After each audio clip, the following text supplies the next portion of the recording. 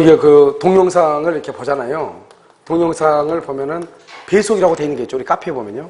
그러니까 그냥 보면은 그냥 보는 것은 이제 속도를 그냥 올리는 것이고, 이제 배속으로 되는 것은 배속 가능이라고 되어 있잖아요. 이 배속 가능에 대해서 어떻게 하는지 지금부터 설명하도록 그렇게 해서, 배속 가능이 되는 것은 어떻게 하냐면 이렇게 하는 것이에요. 동영상 할 때 먼저 이것은 이제 이건 어디다가 올리냐면, 그래서 이제 유튜브에다 이렇게 올렸거든요. 그래서 유튜브에다 올린 것을 올려가지고 유튜브에 올리면 뭐가 문제가 되냐면, 가가지고 강의를 찾을 수가 없게 돼 있어요. 강의가, 그 유튜브에 강의가 어디가 있는지. 그냥 이제 이것을 이제 우리는 아니까 그걸 찾아가지고 이제 리스트에 이렇게 쭉 맞게끔 이렇게 여기서 이제 링크를 걸어놨단 말이죠. 그럼 여기서 보면 유튜브에 보면 아마 이렇게 별표 같이 이렇게 비슷하게 동그랗게 되는 게 있을 거예요. 거기다가 마우스를 딱 얹으면 여기서 뭐가 나오냐? 화질을 조절하는 것. 화질.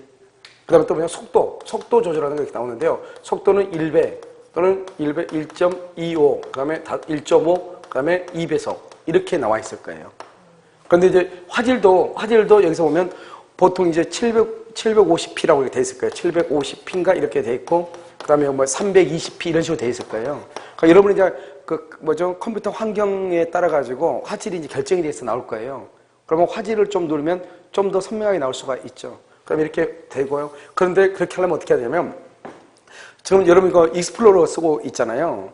그래서 그거 가지고는 안 되고요. 뭐를 깔아야 돼? 크롬을 깔아야 돼, 크롬. 알았죠?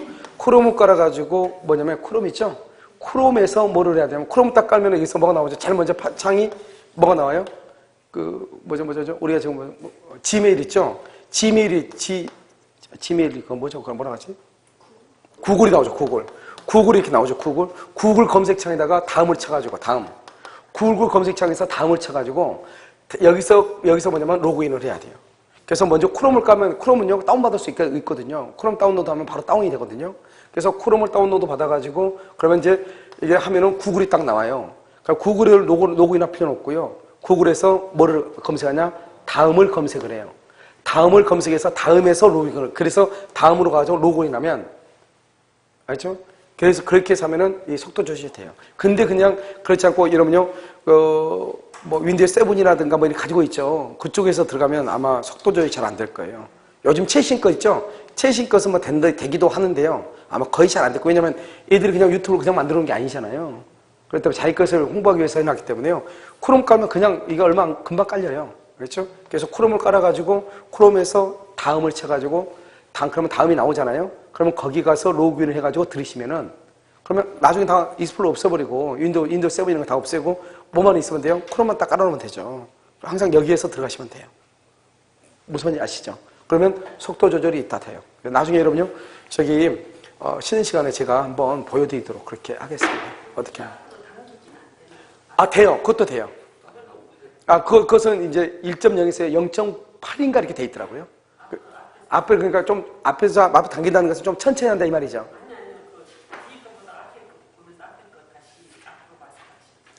그러면 어떻게 하냐면, 뒤에 듣다가 이렇게 쭉 듣고 있는데 앞에 걸 다시 듣고 싶어. 그럼 어떻게 하시면 되냐면, 여기 그냥 나중에 그 마우스를 가지고 여기다 이렇게 클릭하면 됩니다. 있죠. 여기 쭉 보면 진행하는 상황이 쭉 이렇게 나오죠. 이쪽에다 하면 이쪽부터 다시 되고, 만약에 마우스를 여기다 대고 여기다 클릭하면 이쪽에서 자기는 아는 곳이다, 또는 농담하고 있으니까 듣기 싫다, 그러면 이쪽을 클릭하면 되죠. 그럼 이쪽부터 진행하면 돼요. 예. 그래서 이렇게 하시면 돼요. 그리고 이제 장단점은 다 있는 것 같아요. 제가 이렇게 해보니까요. 사이트를 가지고 하는 거다고요. 이렇게 카페를 가지고 하는 거 장단점은 다 있어 보이는데요. 자, 지금부터 여러분요, 이제 기초 강의를 하잖아요. 그래서 기초 강의는요, 어떻게 하느냐. 11월, 12월이죠? 11월이고 12월이니까요. 지금부터 뭐라 하냐면, 대리부터 시작을 하도록 지금부터 하겠습니다. 자, 대리를 보면요, 어떻게 되냐. 이렇게 갑이 있죠? 갑이 있고, 이렇게 병이 있고, 여기 이렇게 을이 있어요. 그러면 갑을 뭐라 하냐? 본인이라고 하고요. 병을 뭐라 하냐? 상대방이다. 이렇게 얘기하고요. 이 을을 뭐라 하냐? 대리인이다. 이렇게 얘기하죠. 즉, 본인 갑이라고 하는 사람이요. 이렇게 을이라고 하는 사람 있죠? 을이라는 사람한테 뭐를 주냐? 대리권을 이렇게 주는 거죠. 대리권. 페이지 몇 페이지죠? 기본서 몇 페이지예요? 90. 그럼 기본서요 92쪽을 보세요. 92쪽. 그래서 대리권을 이렇게 주죠. 그럼 대리권을 주면요, 을이라고 하는 사람, 을이라고 하는 대리인이요. 상대방과 뭘 하냐? 계약을 하죠. 이렇게 계약을 뭐라고 하냐? 대리 행위다. 이렇게 얘기하고요. 이러한 대리 행위에 의해서요. 대리 행위라고 하는 말의 뜻은 뭐냐면 계약을 법률 행위라고 하거든요. 그런데 대리인이요. 법률 행위를 한다. 그래서 대리 행위라고 얘기를 하는 것이에요. 그 다음에 이 본인한테 그러면 계약을 하면은 이 을이 계약을 하잖아요. 그러면 을이 돈을 받아야 될 것 같은데 모든 돈은 본인한테 가는 거죠. 이것을 뭐라 하냐? 대리 효과다. 다른 말로 법률 효과다. 이렇게 얘기하죠. 그래서 법률 효과, 대리 효과는 본인한테 가는 것. 이것을 우리는 대리라고 얘기하는 것이에요. 그럼 이 대리권은 권리이냐, 권능이냐, 권한이냐 이게 문제가 되죠. 그래서 대리권은 뭐냐면 권한이다. 이렇게 얘기하는데 그러면 또 권한이라고 하는 말은 뭐냐면 이 말이죠. 권한은 뭐죠? 대리인이라고 하는 사람이 자기 자신을 위해서 계약을 하는 것이 아니고 모든 법률 효과, 즉 대리 효과를 누구에게 기속하기 위해서 본인 갑에게 기속하기 위해서 계약을 하는 거죠. 이것을 우리는 뭐라냐? 권한이라고 얘기하는 것이에요. 즉 대리인이 계약을 했지만 모든 것은 누구한테 가는 거죠?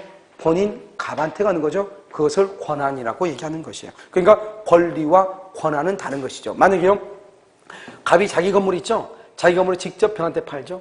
그러면 갑은 병한테요 대금을 청구할 수 있는 청구권이라고 하는 권리가 발생하지. 권한이 아니란 말이죠. 권한은 타인을 위해서 법률행위라는 것을 권한이다 이렇게 얘기하는 거예요. 이것은 이제 우리가 대리인데요. 대리는 뭐냐면 기본적으로 아주 적게 났을 때 두 문제, 많게는 네 문제까지 나온단 말이죠. 그런데 대리는 양이 많아요. 양이 어려운 게 아니고요. 그래서 어떻게 하면 되냐? 본인 갑하고 대리인 간의 관계 대리권이죠. 대리인과 상대방 간의 관계 계약이죠. 본인과 상대방 간의 관계 대리 효과죠. 이 세 가지 면을 보는 것이 봐봐요. 내가 지금 이 친구를요 앞에서 보죠. 앞에서 보면 이렇게 생겼잖아요. 뒤에서 보면 또 다르겠죠. 옆에서 보면 또 다르겠죠. 그런데 면은 각각 다르지만 결국 뭐를 이게 하나의 동일한 사람을 가지고 지금 보고 있는 거잖아요. 마찬가지로 대리라고 하는 것도 똑같은 하나의 현상을 가지고요 여러 가지 면에서 들여다보는 거예요. 알겠죠? 그럼 먼저 뭘부터 보냐? 대리권부터 보면은 대리권은 뭐냐면 갑이 있고 여기 이렇게 병이 있고 여기 지금 을이 이렇게 있죠. 그럼 강의 노트는 몇 페이지예요 지금요? 대리가요? 강의 노트는 몇 페이지예요? 강의 노트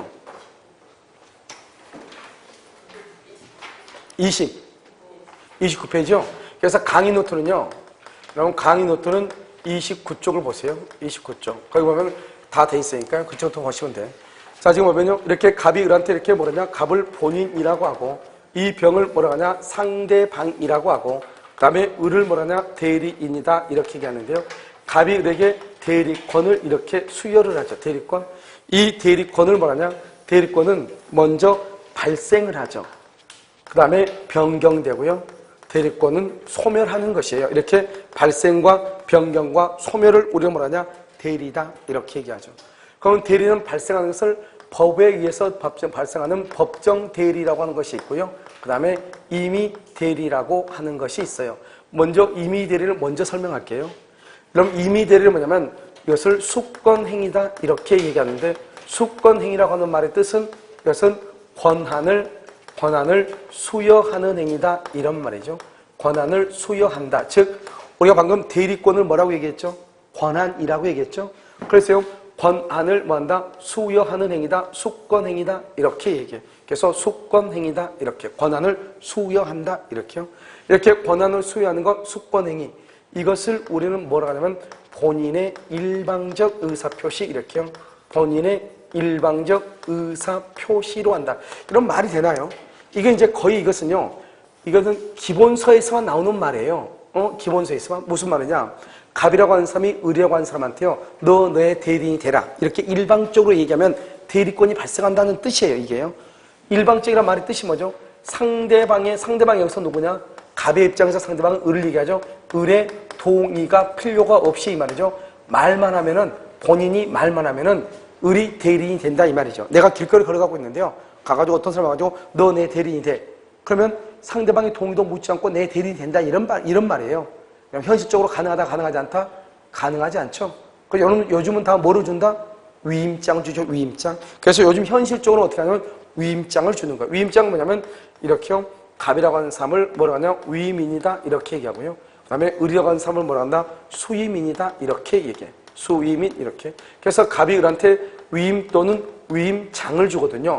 이렇게 위임장을 주면 여기서 위임이라고 하는 계약이 이렇게 나오는 거죠. 계약, 위임계약이다.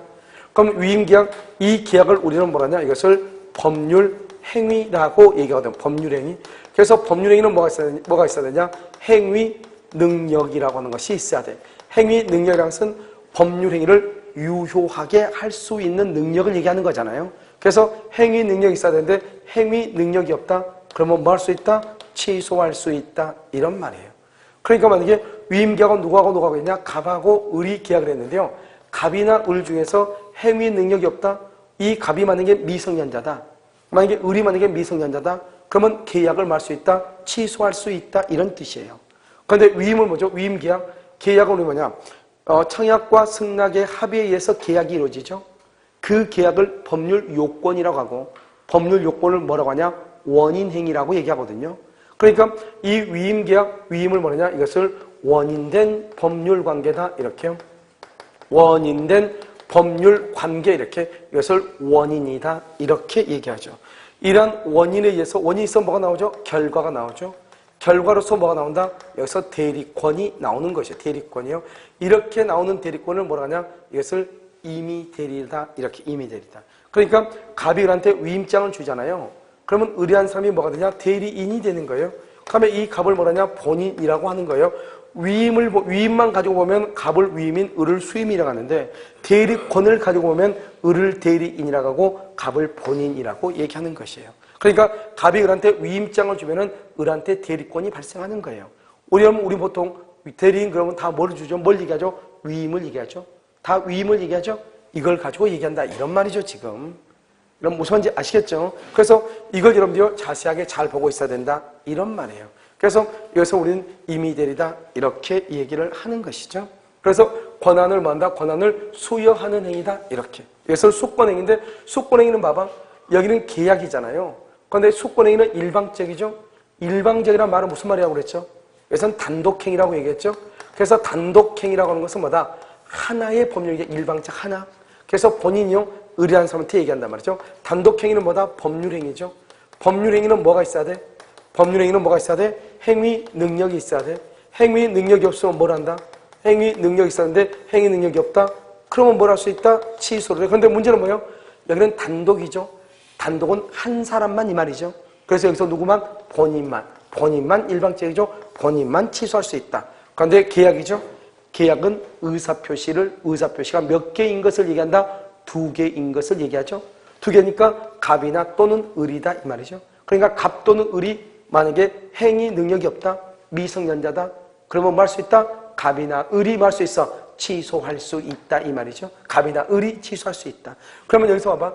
이것은 법률행위는 3가지가 있거든요. 첫 번째 의사표시의 수에 따라서 하나이면 뭐? 단독, 2개이면 계약, 2개 이상이면 합동행위 이렇게 얘기하죠. 그래서 여기 단독과 그 다음에 여기 뭐죠? 계약이 있죠. 단독과 계약 둘 다를 뭐라고 한다? 법률행위라고 얘기하죠. 그래서 그럼요. 임의대리라고 하는 것은 어떻게 해서 선임되는 것이냐? 법률행위에 의해서 선임되는 것을 임의대리다 이렇게 얘기하는 거예요. 그것을 우리가 뭐냐? 다른 말로 수권행위 또는 뭐란다? 위임계약이다 이렇게 얘기를 하는 것이고 이 위임계약을 뭐라냐?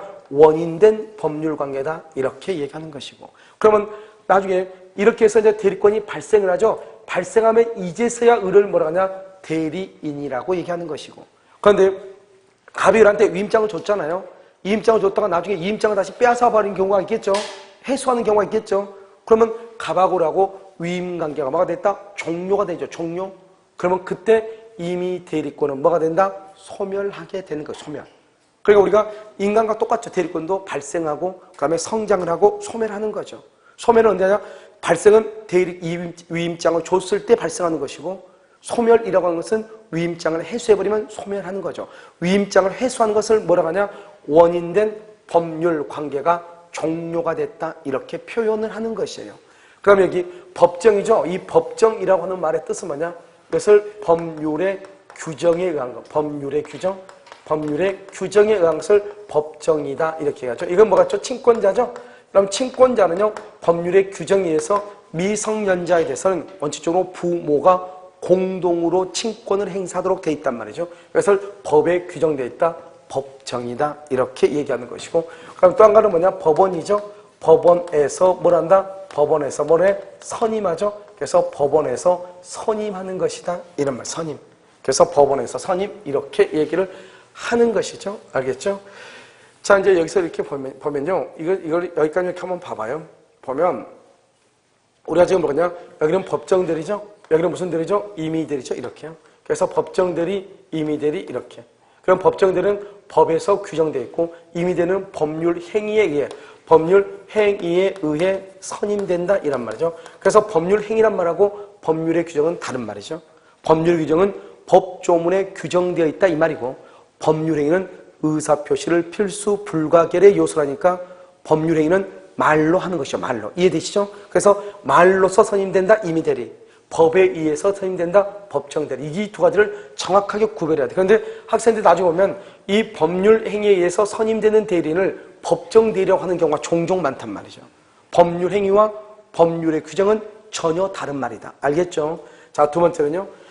이렇게 하면 이제 대리권이 발생하고요. 그 다음에 대리권이 변경을 하는데, 대리권의 범위라고 하는 것이 있고, 대리권의 남용이라고 하는 것이 있고, 대리권의 제한이라고 하는 것이 있어. 이것은 여러분요, 순서예요. 한번 볼까요? 우리가 대리권의 범위를 왜 따지지? 항상 우리가 공부는 대리권의 범위라고 왜 했을까? 이 말이잖아요. 여기서 보면 갑이 을한테요, 대리권을 줬죠? 내 집을 담보로 잡고 은행 가서 돈 1억 원을 좀 빌려다 줄래? 이렇게요. 빌려다 줄래? 이것을 대리권의 범위라고 얘기하는 거예요. 그럼 어떻게 해야 돼? 대리는요, 상대방과 만나가지고 정말 얼마를 빌려야 돼? 1억 원을 빌려야 되죠. 대리권의 범위 안에서 법률행위를 하죠. 대리권의 범위 안, 그러면 누가 책임지냐? 모든 것을 본인이 책임을 지는 거예요. 그래서 정말로 은행 가가지고 1억 원을 빌렸다 이 말이죠. 그럼 모든 책임은 누가 지냐? 본인이 지는 것이에요. 그런데 여기서는요, 이 사람이 1억을 빌려오라고 했더니 자기도 마침 1억을 쓸 돈이 필요한 거예요. 그러니까 이 사람이 얼마를 빌리냐? 2억 원을 빌린 거예요. 그러면 대리권의 범위를 뭐죠? 벗어났죠? 벗어나면 누가 책임지냐? 그것은 대리인이 책임을 지는 거예요. 그리고 우리가 대리권의 범위를 공부하는 것은 대리권의 범위 안에 들어오면 본인이 모든 책임을 지는 것이고, 대리권의 범위를 벗어난 경우는 누가 책임진다? 대리인이 책임을 지는데, 대리권의 범위는 되게 간단한 게요. 대리권의 범위는 명백한 경우가 있어요. 대리권의 범위가 명백한 게 무슨 말이냐? 을로 나를 위해서 돈 1억 원을 빌려다 줄래? 이렇게 명백한 경우가 있고, 여기요 불분명한 경우가 있어요. 불분명한 경우 이렇게요. 그럼 불분명한 경우는 뭐라냐? 118조에 보면 뭐라고 되어 있냐? 대리권 범위가 불분명하다는 것은 갑이 을한테 뭐라냐? 야, 너 내 대리인 될래? 이렇게만 해놓고 응 알았어 그럼 대리인 될게 이렇게 말로 하면 되거든요. 반드시 위임장을 줄 필요는 없거든요. 불효식행위니까. 너 내 대리인 될래? 응 알았어. 그런데 무슨 말을 자기를 대리해서 뭘 어떻게 해달라? 아무 말이 없는 거예요. 그런 것을 대리권의 범위가 불분명하다고 얘기하는 거예요. 알겠죠? 이렇게 불분명할 때 어떻게 하냐? 보존행위가 뭐냐? 소멸시효를 중단시켜요. 딱 이 두 가지를 알면 돼요. 소멸시효의 중단하고 미등기 부동산에 대해서 보존 등기를 한 경우 설명하면 봐봐. 소멸한다잖아요. 시간이 흐르면 소멸한다. 그걸 소멸시효라고 그래요. 갑이 을한테 돈 1억을 빌려줬는데요. 오늘이 돈 갚을 날짜, 돈을 받을 수 있는 날짜로부터 10년이 지나면 권리가 소멸하는 거예요. 돈을 받을 수 있는 날짜로부터 아무런 말을 하지 않고 10년이 흐르죠? 그러면 소멸하는 거예요. 내가 지금 강의라고 했죠? 강사료 채권은요, 강의가 끝난 날부터 1년이 지나면 없어지는 거예요. 여러분 탤런트들 있죠? 가서 술집 가서 탤런트들 뭐 공연하고 이렇게 하잖아요? 나이트 같은 데 가가지고 그 사람들 받을 수 있는 돈은 1년이 지나면 없어지는 거예요. 우리 공사를 했죠? 지금 방공사 했잖아요? 이렇게 방공사 했는데 공사 비용이 있죠? 이것은 3년이 지나면 없어지는 거예요. 이렇게 법에 정해져 있단 말이죠. 그것을 소멸시효라고 하죠. 그런데 중단이라고 하는 것은 뭐냐? 이런 말이에요. 갑이 만약에 을한테요, 돈을 받을 수 있는 날로부터 9년 6개월이 지난 거예요. 그럼 앞으로 이제 6개월만 있으면 돈 받을 수 있는 권리가 없어지죠. 그런데 우연히요, 학원에 와가지고 친구를 만난 거예요. 만나가지고 목도미 딱 잡고 너 내 돈 언제 갚을래? 이렇게 얘기하죠. 그랬더니 여기서 각서를 써주죠. 빌린 돈 얼마를 내가 언제까지 갚겠습니다. 채무를 승인한 거예요. 그걸 채무를 승인했다고 그래. 또는 만약에 못 만날 수 있겠죠. 그럼 법원에 소송을 제기하면 돼요. 그렇게 해가지고 그렇게 딱 하죠. 그러면 뭐냐? 소멸하는 시효가 중단이 돼요. 중단이 돼서 오늘부터 다시 몇 년이다 다시 몇 년? 10년이 또 지나야 되는 거예요. 그러니까 소멸시효는 나쁜 거죠. 권리가 없어지니까. 소멸시효를 중단시키는 것은 좋아요, 나빠요? 좋은 거잖아요. 권리가 없애는 것을 막는 거니까. 그러니까 소멸시효를 중단시킨 것을 보존이라고 얘기하는 거예요. 건물을 건축했어? 그러니까 아직 등기가 안 된 거예요. 근데 내가요, 그 사람으로부터 대리인 내가요, 가서 등기해주면 좋은 거잖아요. 그것을 보존 등기하는 것을 보존행위라고 얘기하는 거예요. 그다음 뭐냐면 성질이 변하지 않아야 되죠. 성질이 변하지 않는 범위 내에서 뭘 할 수 있냐? 이용행위하고 계량행위를 할 수가 있죠. 이용과 계량 이렇게요. 성질이 변하지 않는 범위 내에서 이용하고 계량. 이것을 우리는 뭐라 하냐면 이것은 할 수 있는데 성질이 변하면 안 돼. 어떤 것들은 안 되냐? 이렇게요. 예금을 인출을 해서 대여하거나 또는요 주식을 사거나 또는요 로또를 사거나 로또 이런 것을 우리는 뭐라고 하냐? 그것을 성질이 변했다고 얘기하고 이런 것들은 된다 안 된다? 안 된다 이 말이고요. 그 다음에 전이죠. 전은 뭐죠? 밭이죠. 밭을요 대지로 형질 변경을 해. 이러면 전이 좋아요? 대지가 좋아요? 대지가 좋죠. 대지가 더 비싸죠. 비싸고 안 비싸고 따지는 것이 아니고 성질이 변했다 이 말이죠. 전에는 콩을 심을 수 있지만 대지에는 콩을 심을 수 있어요 없어요? 없잖아요. 그래서 성질이 변하면 안 된다. 성질이 변하지 않아야 된다 이 말이죠. 그러면 이용이라고 하는 말은 뭐고 계량이라고 하는 말이 무슨 말이냐? 여러분 이용과 계량은 이 말이 무슨 말인가 봐봐. 갑이라고 하는 사람이요. 갑이라는 사람이 을이라고 하는 대리인한테 돈 1억을요 현금으로 맡기면서 좀 자기를 위해서 대리인으로서 좀 잘 보관하라고 그래요. 이런 경우가 있고요. 갑이라고 하는 사람이요. 여기 을이라는 사람한테요. 병이라는 사람한테요. 1억을 빌려준 거예요. 무이자로요. 무이자로 빌려주고 나서 갑이 이것을 을이라고 하는 대리인한테요. 이 돈을 병한테 빌려준 돈 1억을 무이자로 빌려줬는데 잘 관리 좀 해달라는 거예요. 자기가 가지고 있는 현금 1억 원을 주면서 잘 관리해달라는 거예요. 하나는요. 갑이요. 병이라는 사람한테 무이자로 1억을 빌려주고 나서 그 돈을 나한테 잘 관리해달라는 거예요. 그러면서 대리권을 줬다 이 말이죠. 그런데 지금요. 이 사람은요. 본인으로부터 1억 받아가지고 그냥 현금으로 가지고 있으면 뭐예요? 그러니까 다른 사람한테 뭘 한다고? 소비대차 빌려줘가지고 이자를 받았다는 이자를 받았다 이 말이죠. 이 이자를 받는 것을 이용이라고 그래요? 계량이라고 그래요? 이용이요? 계량이에요? 자, 여기 한번 볼까요? 그럼요. 갑이 을한테요 1억 원을 무이자로 빌려줬어요. 그리고 나한테 관리하라는 거예요. 그러니까 내가요 대리인이 돼가지고 병한테 가서 내가 지금부터 대리니까 본인은 무이자로 빌려줬는지 모르지만 나한테는 이자를 줘야 된다. 이자를. 알겠죠? 그래서 이자를 달라. 이렇게 얘기했단 말이죠. 그러니까 뭐가 돼요? 무이자에서 뭐로 바뀌었어? 이자로 바뀌었죠. 그러면 그걸 이용이라고 그래요? 계량이라고 그래요? 뭐라고 얘기한다? 이런 봐봐. 이런 혹시 이런 말 들어봤어요? 지붕 계량한다는 말 들어봤어요? 지붕을 이용한다고 그래? 지붕을 계량한다고 그래?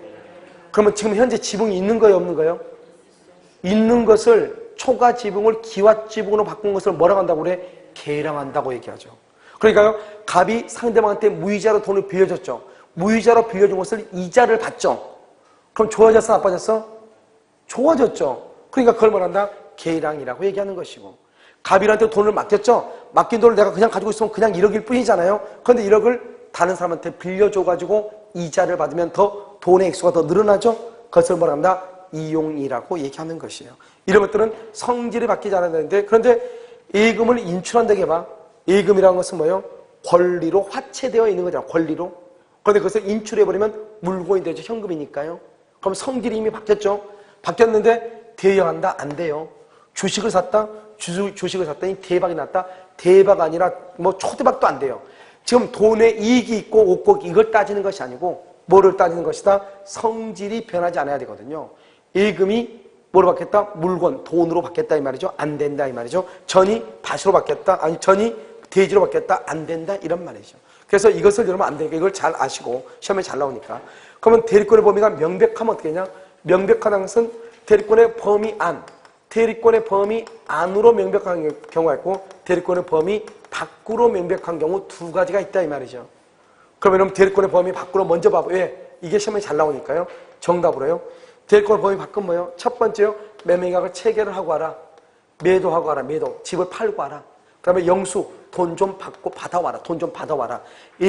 예금을 좀 하고 와라. 예금, 그 다음에 입찰, 공개 입찰을 좀 봐와라. 다른 말로 경락을 좀 봐와라. 이 말이죠. 그런데요, 이 대권의 범위 밖은 극과 극이에요. 극과 극. 체결을 하고라 하겠더니 지금 뭐를 했어요? 계약을 막아서 인간이 해제하고 왔어. 된다 안 된다? 안 되죠. 나는 대리권을 이렇게 대리권을 줬단 말이죠. 그런데 이 사람은 이렇게 했다 이 말이죠. 해제하고 왔다. 그럼 이것은 본인은 책임을 진다 안 진다? 안 진다. 누가 책임을 진다? 대리인이 책임을 진다 이 말이죠. 두 번째요. 매도하고라 했더니 가서 뭐 하고냐? 집 팔고 하라 했더니 팔고 다른 집을 하나 사온 거예요. 그러면 돼 안 돼? 안 되죠. 영수 내가 빌려준 돈 좀 받아와라. 그랬더니 가가지고 면제하고 왔어. 면제. 여기 예금 좀 하고 와라. 예금하고 할 때 가가지고 담보로 대출을 받았어. 대출을. 입찰을 봐라. 그랬더니 가서 뭐라냐? 그 경매 입찰 받은 것을 취하를 하고 와버렸어. 이런 것들은 뭐다? 본인이 책임 안 진다. 대리권의 범위 바뀌다 이 말이죠. 그런데 이런 경우도 본인이 책임을 지려면 어떻게 해야 되냐? 이런 경우도 플러스 특별 수권. 특별한 뭐가 있다? 수권이 있다. 그래서 특별 수권이 있죠. 그럴 때는 누가 책임을 진다? 본인이 책임을 질 수 있다. 이 말이 없는 한 체결의 대리권은 해제된다 안 된다? 안 된다. 국가 이건 암기를 해야 되는 거예요. 그 다음에 두 번째요. 대리권 범위 아니다. 이것은 세 가지만 보면 돼요. 기본적으로. 첫 번째 임의대리죠. 임의대리가 뭐죠?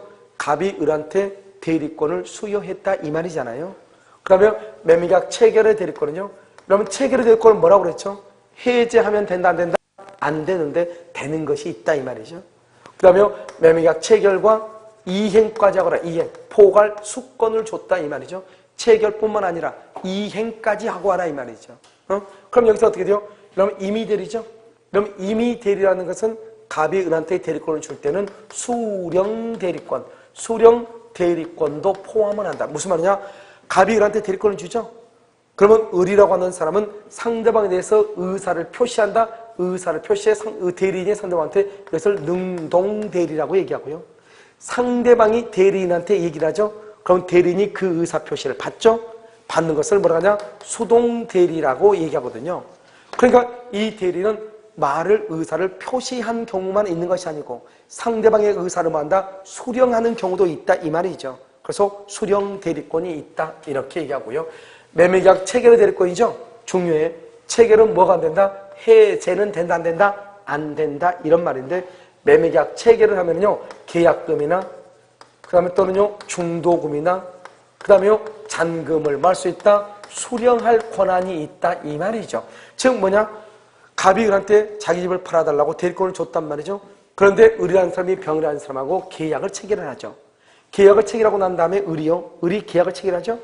계약을 체결했으면 병이라는 사람은 원래는 본인의 통장으로 계약금, 중도금, 잔금을 보통 입금을 시키죠. 그런데 이 상대방이요. 대리인한테 계약금, 중도금, 잔금을 줬다 이 말이죠. 이런 경우 이 을은 수령할 수 있느냐? 수령할 수 있다 이 말이죠. 수령할 수 있다고 하는 것은 대리권의 범위 아니다 이 말이고 대리권의 범위 아니란 말의 뜻이 뭐냐? 병이 갑의 통장으로 입금시키지 않고 대리인의 통장으로 입금시켜도 괜찮다는 거죠. 괜찮다는 말이 무슨 말이다? 이 을이 그 돈을 받아서 을이 써버리고 갑한테 안 줬어. 다시 주지 않았단 말이죠. 그러든지 말든지 나는 대리인 통장으로 입금시켰죠. 입금시켰으면 이 사람은 할 일 다 한 거예요. 상대방은 갑한테 뭐를 청구할 수 있다? 등기를 말 수 있다. 청구할 수 있다. 이런 말이죠. 그런데 우리 부동산에서 보면 반드시 입금은 본인 통장으로 입금해야 돼. 이런 착각을 하고 있는 사람들이 많단 말이죠. 대리인한테 줘도 관계가 있다 없다? 없다. 알겠죠? 그래서 여기서 보면 문제는 뭐죠? 이 대리는 계약금이나 중도금이나 잔금을 수령할 수 있는데 수령했으면 그 돈을 누구한테 줘야 돼요? 본인한테 돌려줘야 되겠죠? 그런데 이 사람이 견물생신을 해가지고 그 돈이 있으니까 자기 자신이나 또는요 제3자를 위해서 쓸 수가 있어요 없어요? 있죠? 이것을 우리는 뭐라고 하냐? 대리권의 남용이다 이렇게 얘기하고 대리권의 남용이 있으면 원칙적으로 누가 책임진다? 누가 책임져? 대리인이 책임을 져요? 본인이 책임을 져요? 이게 중요해. 누가 책임진다? 누가 책임지냐면 본인이 책임을 지는 거예요. 여기 봐. 대리권의 범위 안에 있으면 아까 뭐라고 했죠? 대리권의 범위 아니다. 그럼 누가 책임진다? 본인이 책임을 지고 대리권의 범위 바뀌다 여기. 그럼 누가 책임을 져? 대리인이 책임을 지는 거잖아요. 지금 매매계약 체결의 대리권은 계약금이나 중도금이나 잔금을 수령할 수 있죠. 수령하는 것은 대리권의 범위 아니다 이 말이죠. 대리권의 범위 아니면 무조건 본인이 책임을 지는 거예요. 그 돈을 대리인이 자기 자신이나 자기 여자친구를 위해서 썼다 그러든지 말든지 무조건 누가 책임을 져? 본인이 책임을 지는 거예요. 그것을 그럼 어떻게 돼요? 그러면 우리가 뭐냐? 대리권의 범위라고 하는 말 다음에 무슨 말이 나올 수 있다? 대리권의 남용이라고 하는 말이 나온다 이 말이죠. 그래서 여기서 보면 대리권의 변경이라고 하는 것을 보면 일정한 대리권의 범위 안에서 대리인이 대리 행위를 했는데 자기 자신이나 대리인이 제3자를 위해서 쓰는 그것을 대리권의 남용이라고 얘기하고, 대리권의 남용이 있으면 본인이 책임을 진다 안 진다? 진다. 그럼 대리권의 남용이 있으면 본인한테는 이익이다 손해다? 손해다. 손해니까 본인의 입장에서는 대리권의 범위를 넓혀야 되겠어요? 좁혀야 되겠어요? 좁혀야 되겠죠? 그것을 대리권의 제한이라고 얘기하는 것이에요. 알겠죠? 그러니까 책의 순서가 이렇게 쓰여 있어야 정상적인 거예요. 일정한 대리권의 범위가 있고 그 범위 안에서 대리권을 남용을 하고, 범위 안에서 대리권을 남용을 해도 누가 책임을 져? 본인이 책임을 지고, 본인이 책임을 진다는 것은 본인한테는 손해가 될 수 있다. 그럼에도 불구하고 본인은 책임을 져야 되니까 본인의 입장에서는 되도록이면 대리권을 뭘 해야 된다? 제한을 해야 된다 이런 말이에요. 그래서 대리권의 범위와 대리권의 남용과 대리권의 제한이라고 하는 말이 나오는 것이에요. 이해됐나요? 그럼 먼저 여기서 대리권의 남용이 나왔으니까 먼저 다 해결하면, 대리권의 남용은 뭐냐면 이렇게 갑이 있고 여기 병이 있고 여기 을이 있단 말이죠. 갑이 을한테 1억 원을 빌려오라고 을한테 대리권을 줬어요. 그런데 을이 한 사람이 은행 가가지고 정말로 1억을 빌렸다 이 말이죠. 이것을 우리는 뭐란다? 대리권의 범위 내죠. 대리권의 범위 내 누가 책임을 진다? 누가 책임을 져? 본인이 책임을 지죠.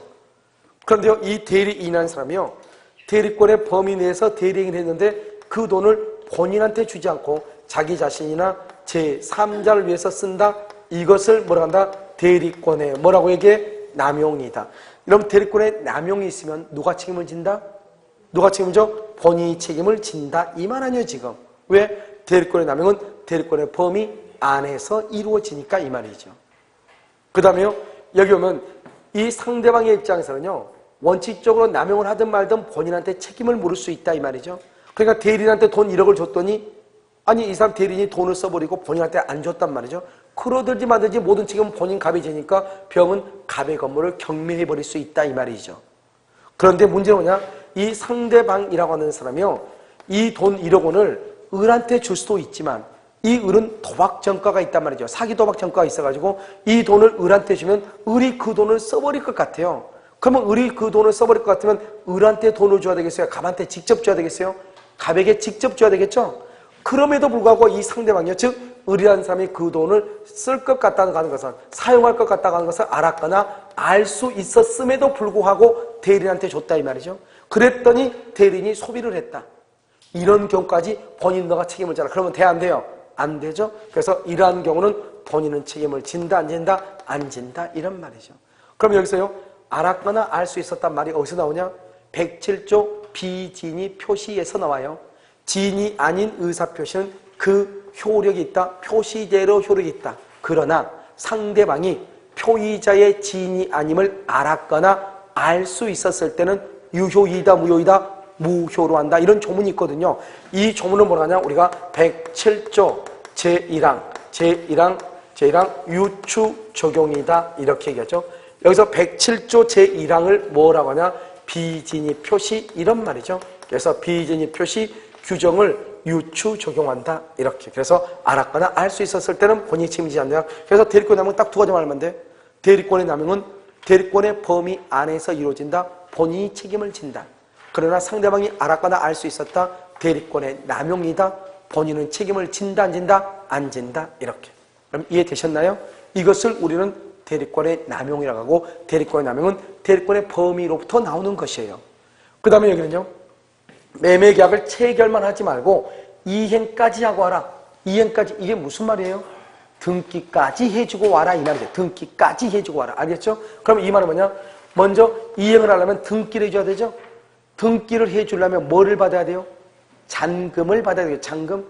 그런데요, 상대방이요, 아직 잔금이 준비가 안 됐다는 거예요. 그럼 나는 등기를 해주려면 잔금을 받아야 되는데 상대방이 잔금이 없다는 거예요. 그럼 어떻게 하면 돼요? 잔금.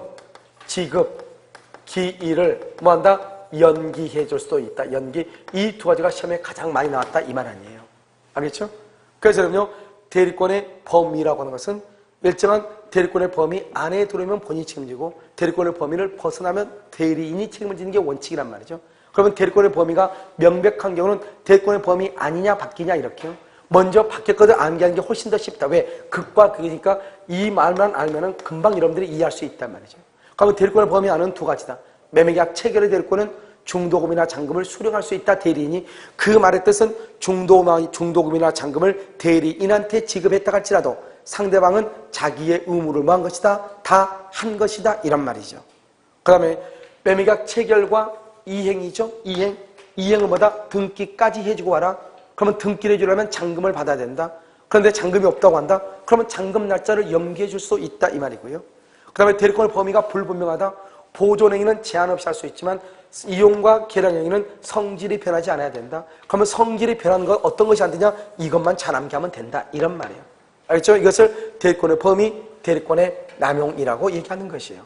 이렇게 해서 대리권의 남용이 있으면 본인한테는 손해가 되니까 본인은 대리권을 제한을 해야 된단 말이죠. 대리권을 제한을 할 때는 먼저 119조에 의해서 공동대리라고 하는 것이 있고 124조에 의해서 자기계약 뭐가 있다? 쌍방대리, 쌍방대리 금지라고 하는 것이 있죠. 자기계약, 쌍방대리 금지, 공동대리 이렇게 있다 이런 말이죠. 알겠죠? 공동대리 이렇게. 그럼 지금부터 119조에서 공동대리라고 하는 것을 한번 본다 이런 말이죠. 먼저는 119조가 뭐냐면 공동대리죠. 공동대리라는 것은 뭐냐? 이렇게 이제 갑이라고 하는 사람이 있고 상대방이 있어. 상대방. 병을 상대방이라고 하고 갑을 본인이다 이렇게 얘기하는데요. 본인이요 이것을요 A하고 B하고 C한테 이렇게 대리권을 주는 거예요. 이것을 우리는 뭐라냐? 대리인이 수인이 있다 이렇게. 대리인이 여러 명이다 이 말이죠. 그럼 우리가 뭐라고 얘기했냐? 제가요 대리인이 상대방한테 의사를 표시하는 것을 무슨 대리라고 그랬죠? 능동대리라고 얘기했고 상대방이 대리인한테 의사를 표시한 것을 무슨 대리다? 수동대리다 이렇게 얘기했죠. 수동대리는 아무리 대리인이 여러 명 있다고 할지라도 언제나 각자, 다른 말로 단독대리라고 얘기하는 것이고 각자 단독. 왜냐하면 상대방이 말하는 것을 듣는데 세 사람이 다 그 탁자에 앉아서 다 들을 필요 없잖아요. 한 사람이 듣고 전해주면 되는 거 아니에요? 그런데요 능동은 뭐죠? A, B, C가 상대방한테 의사를 표시한 것을 능동이라고 해. 봐봐. 우리가 이제 능동이냐 수동이냐는 것은 두 번 나오거든요. 민법이에요. 하나는 대리에서 나오고 한 번은 공동 소유에서 나와요. 알겠죠? 그런데 우리가 항상 능동과 수동을 구별하는 것은 기준이 있어야 되잖아요. 그럼 우리는 지금 대리를 공부하고 있죠. 그럼 대리를 기준으로 보는 거예요. 대리인이 앞으로 나가죠. 대리인이 앞으로 나가는 것을 뭐란다? 능동적이라고 얘기하죠. 대리인이 상대방이 말하는 걸 받는 거죠. 그걸 우리 뭐라 한다? 수동적이다, 피동적이다 이렇게 얘기한단 말이죠. 그러니까 대리인을 기준으로 해서 의사를 표시하면 능동이고 그다음에 받으면 뭐라 한다? 수동이다 이렇게 얘기를 하는 것이에요. 여기서 능동대리는 원칙적으로 무슨 대리가 한다? 원칙적으로 각자가 대리한다. 그래서 단독으로 대리한다 이 말이에요. 각자, 원칙 이게 중요해. 그래서 대리인이 여러 명 있다고 해서 공동으로 대리하면 큰일 나는 거예요. 알겠죠? 그런데 여기 예외적으로 법률의 규정이요. 그럼 법률의 규정은 대표적인 게 뭐가 있죠? 친권자가 있죠? 그럼 친권자는 보통 몇 명이에요? 2명이 원칙이죠. 아버지, 어머니요. 그런데 이혼하게 되거나 친권을 포기하게 된 경우 이러한 경우는 한 명만 있을 수도 있지만 원칙은 몇 명이다? 2명이잖아요. 그래서 공동으로 하는 거예요. 또 하나는 숙권행위요. 숙권행위라고 하는 것은 뭐냐면 갑이라고 하는 사람이 A하고 B하고 C한테 이렇게 세 사람한테 대리권을 주면서 당신네들 세 사람이 반드시 같이 해라. 이렇게 할 수 있잖아요. 이런 경우로 우리가 뭐란다? 이런 경우는 공동으로 대리하죠. 여기서 공동으로 대리하는데 그럼 공동이라고 하는 것은 뭐냐? 공동이라는 것은 의사를 결정하는 것. 의사결정 공동설이라고 하는데 의사결정을 공동으로 해라 이란 말이에요. 그러니까 만약에 얼마로 이 건물을 얼마로 먼저 확정을 할 것인가? 누구하고 계약을 할 것인가? 계약금은 언제 받고 중도금은 언제 받고 잔금은 언제 받을 것인가? 이런 것들을 결정을 할 때 그걸 결정할 때 공동으로 하라 이 말이죠. 그런데 공동으로 하라고 했는데 꼭 보면 꼭 엉뚱한 놈이 있죠. 한 사람이 단독으로 결정을 했다 이 말이죠. 한 사람이 단독으로 결정하면 그럼 어떻게 할 것인가? 한 사람이 단독으로 결정을 했어. 그럼 어떻게 할 거야? 단독으로 이렇게 한 사람이 단독으로 결정하잖아요. 그럼 어떻게 할 것인가 문제가 되죠. 그럼 여기 A, B, C, D, A, B, C 세 사람한테 의사를 결정하라겠어, 공동으로. 그런데 한 사람이요, A가 단독으로 단독으로 A가 단독으로 결정하면 그러면 결정 권한이 커진 거예요, 줄어든 거예요? 커진 거예요, 줄어든 거예요? 세 사람이 같이 하라겠는데 혼자 있어. 권한이 커졌어요, 줄어들었어요? 여러분요, 한 사람이 결정을 하면 한 사람씩 결정한다 그러면 33%죠. 33, 여기도 뭐 34 이렇게 되죠? 그렇잖아요? 그런데 A가요, 단독으로 결정하면 몇 퍼센트가 돼요? 100%가 되죠. 그러니까 33%는 기본인데 67%에 대해서는 대리권이 있어요, 없어요? 없죠? 그래서 무권 대리가 되는 거예요.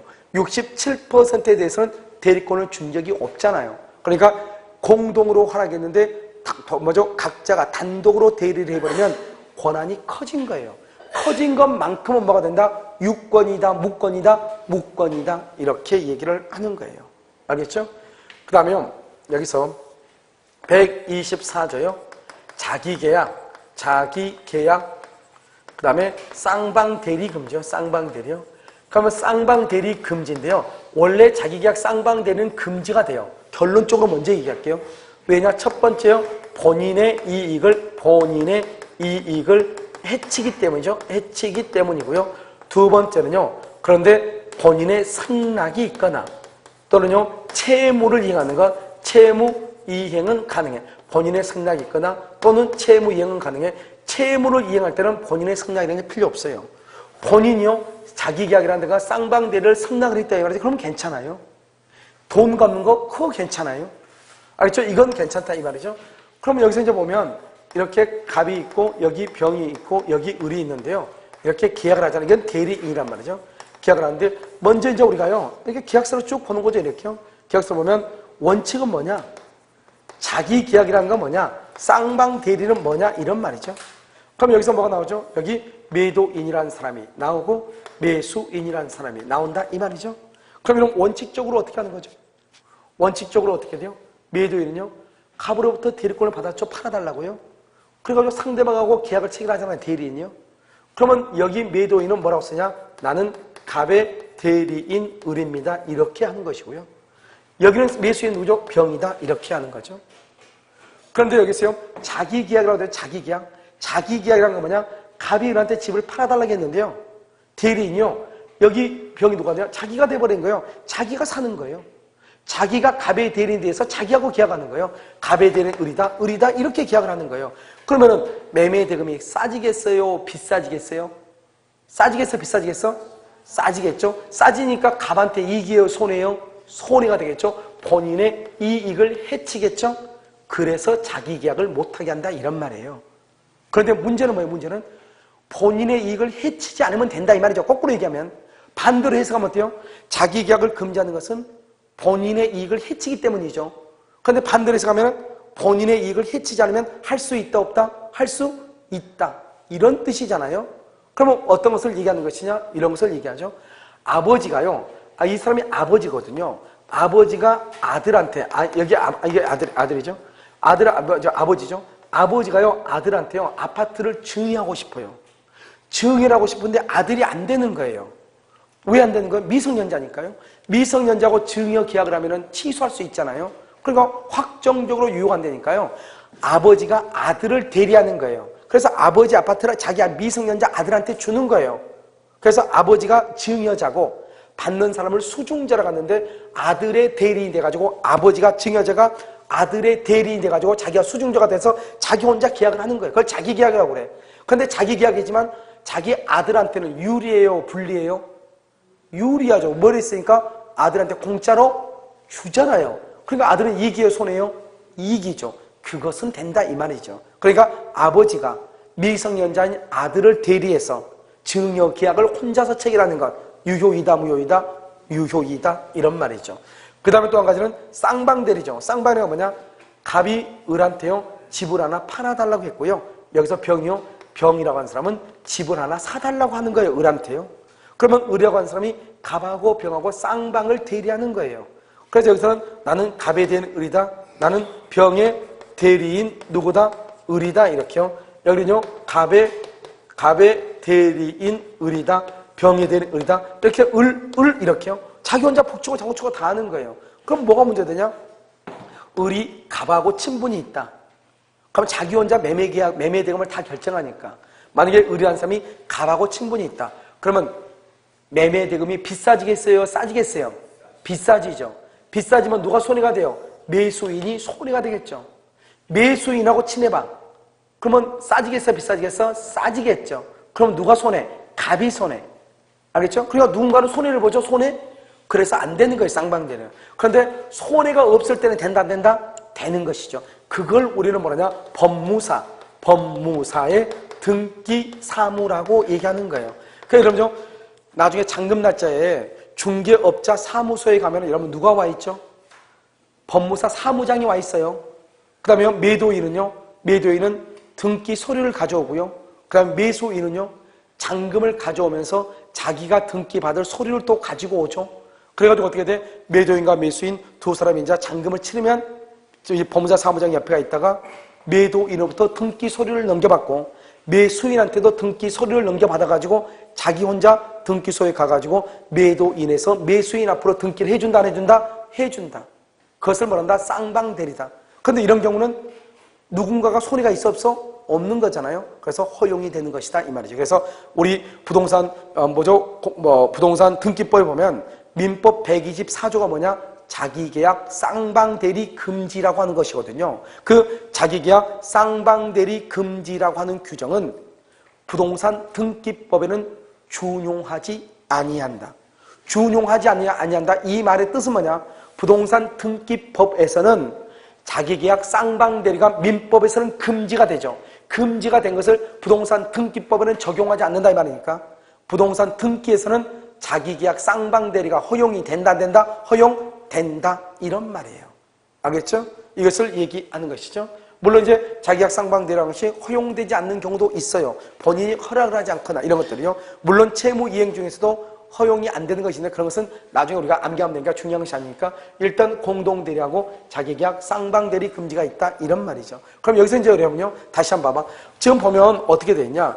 먼저 대리권은요 발생하고 변경하고 소멸하는데 내용들이 보면 저기까지 많잖아요. 많아도 먼저 어떻게 하냐? 발생은 어떻게 발생하느냐? 법정대리는 법률의 규정이나 법원이 선임하는 것이고 임의대리는 법률행위다. 이 정도만 알면 되고 대리권의 변경은 범위, 남용, 제한 이렇게 해서 보면 아무것도 아니죠. 범위는 뭐냐? 명백한 경우가 있고 명백하지 아니한 경우가 있다. 명백하지 아니한 경우는 보존행위와 성질이 변하지 않는 범위 내에서 이용하고 계량행위를 할 수가 있다. 이런 것이요. 이 대리권의 범위 안에서 뭐가 나온다? 대리권의 남용이라는 게 나온다. 대리권의 남용이 있으면 누가 책임진다? 본인이 책임을 진다.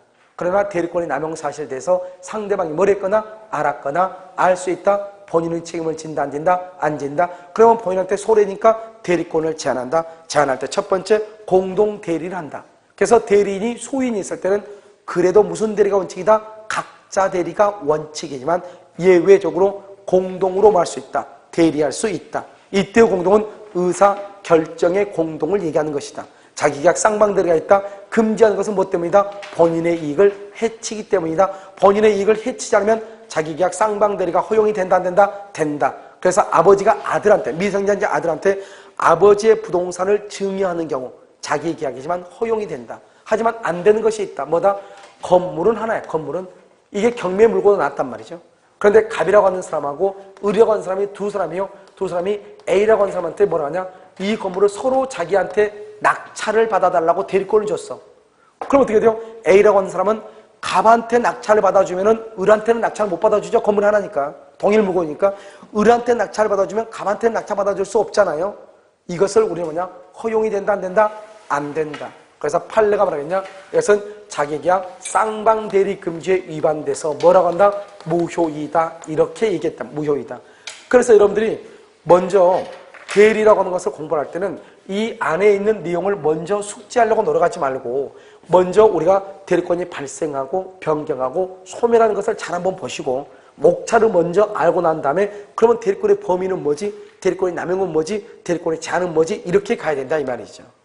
그 다음에 대리권을 소멸하는 것은요. 소멸 127조는요. 공통으로 소멸하는 것. 공통으로 어떻게 해요? 임의대리, 법정대리의 공통적으로 소멸하는 것. 그것은 누구다? 본인의 사망이죠.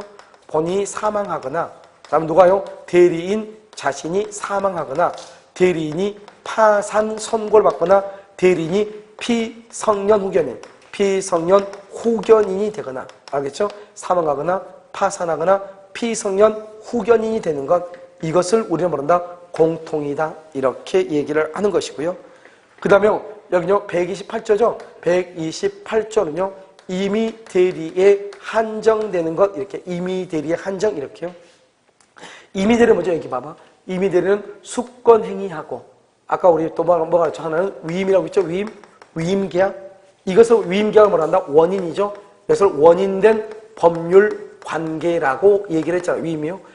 그러니까 수권 행위를 철회하거나 위임계약이 종료가 되거나, 다른 말로 원인된 법률 관계가 종료가 되면 임의 대리권이 소멸해. 법정 대리는 수권 행위란 말이나 법정 대리는 위임이란 말이 없거든요. 법정 대리는 법에 규정되어 있는 것만 법정 대리거든요. 알겠죠? 그러니까 이런 말 하면 안 돼. 법정 대리권은 본인의 사망이나 대리인의 사망 또는 수권행위를 처리하면 소멸한다. OX, X란 말이죠. 수권행위의 처리는 법정 대리권의 소멸 사유가 아니고 무슨 대리권? 임의 대리권의 소멸 사유다. 이런 말이에요. 이런 지금 이해가 되셨나요? 알겠죠? 그것을 알아야 된다. 이런 말이죠. 잠깐 이제 대리가 보면 약간 복잡해 보이지만 하나하나 끊어서 보면 아무것도 아니니까 내가 계속 얘기하죠. 양이 많은 것은 목차를 잘 암기해야 된다. 목차. 알겠죠? 그러면 된다 이 말이죠. 잠깐 쉬었다 하도록 그렇게 하겠습니다.